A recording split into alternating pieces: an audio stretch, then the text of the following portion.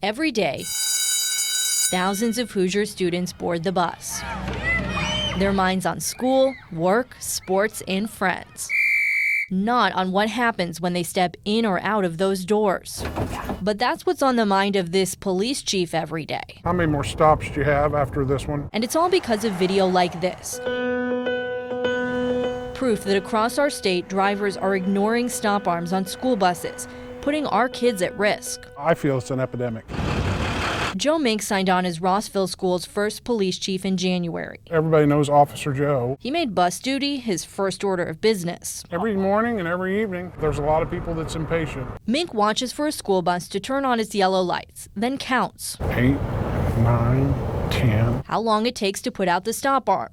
Once the sign is out, drivers have to stop. The warning was 19 seconds. This epidemic, as Mink calls it, led to the unthinkable last October, when 3 siblings lost their lives in Rochester, Indiana, hit by a driver who didn't stop for their school bus. Rossville Superintendent Jim Hanna had already put cameras on most of his district's buses by then.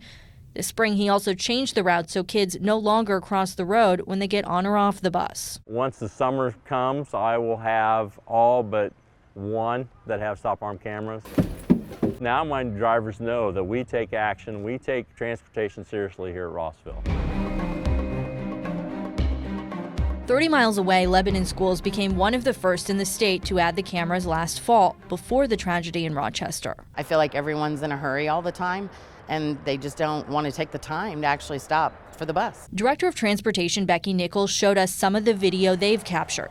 You can see several drivers passing the bus, seemingly without a second thought. This is just not acceptable.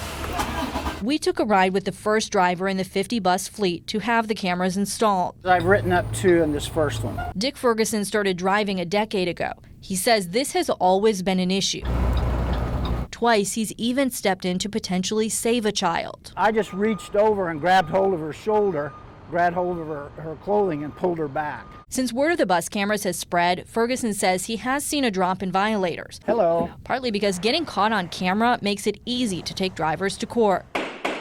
That's where Boone County Prosecutor Ken Eastwood and Deputy Clinton County Prosecutor Chris Vaughter come in. Close to 50 tickets since the school year started. In the 4 months this year, more cases than we'd had all of last year together. Right now, they mostly issue tickets that come with a $100 fine plus court costs. But a change in state law could soon make this a misdemeanor or even a felony if you directly endanger a child. People are more likely to take it seriously when there's the risk of jail instead of just paying a fine. Back with Chief Mink. There's a warning lights go on there. We found drivers following the rules during our ride, a relief, but one that likely won't last very long as the battle for school bus safety rolls on. I have grandkids that'll be going here, so I want to make sure it's safe for everybody.